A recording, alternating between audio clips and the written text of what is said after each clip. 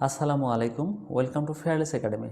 আজকে আমরা আলোচনা করব পঞ্চম শ্রেণীর গণিত বইয়ের প্রথম অধ্যায় গুণের দ্বিতীয় পার্ট নিয়ে। তো আর দেরি না করে শুরু করা যাক। এখন এখানে আমার দেয়া আছে যে ৭৮০০ গুণন হলো ৬৩০, এটা সমান কত হবে সেটা আমরা বের করব। আমরা আগের নিয়মে অঙ্কটা করতে পারি, কিন্তু আমরা এখানে নতুন একটা নিয়মে অঙ্কটা করার চেষ্টা করব। তো আমরা প্রথমে নিয়েছি কত, ৭৮০০কে আমরা লিখে নিয়েছি এবং হলো যে নিচে আমরা গুণ করবো এটাই কত দ্বারা, ৬৩০ দ্বারা। তো এইখানে একটা জিনিস খেয়াল রাখতে হবে যে দেখো, এই শূন্য যেগুলো আছে এই শূন্যগুলো কিন্তু আমার এলো যে একবারে সমান করে নিয়েছে। উপরে ছিল আমার হলো 2টা শূন্য এবং নিচে আছে আমার একটা শূন্য, তাহলে এই শূন্যটার সাথে এই শূন্যটা আমরা কী করবো, একখানে করে দেবো। এবং আমার যে অঙ্ক যেগুলো আছে সেই অঙ্কগুলোকে আমরা এক পাশে করে নিব।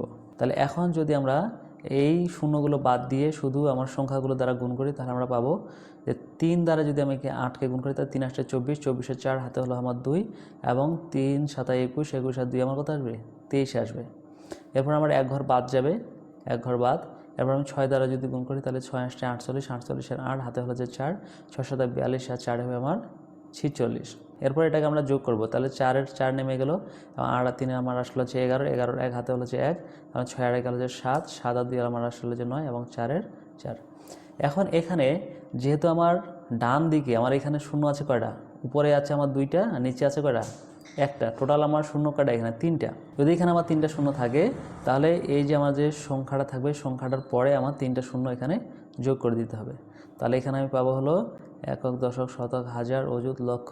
তাহলে এখানে আমি বলেছি 49,14,000। তো এই নিয়ম অনুসরণ করে যদি আমরা 1 নম্বর অঙ্কটা সমাধান করি, তাহলে আমরা পাবো হলো যে 530 গুণন কত আসে আমার হলো 320।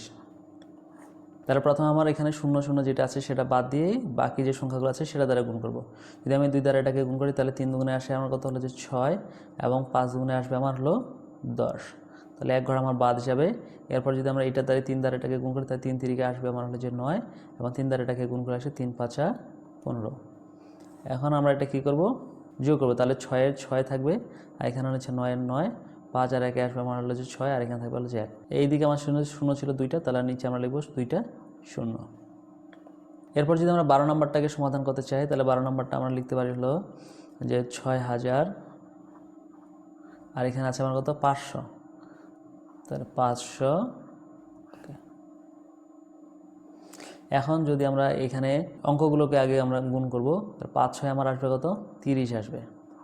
এখন এদিকে আমার শূন্য কয়টা আছে, 5টা আছে, তাহলে 5টা শূন্য আমরা এখানে লিখতে পারি 1 2 3 4 5। তো এইটা হবে আমার এটার উত্তর।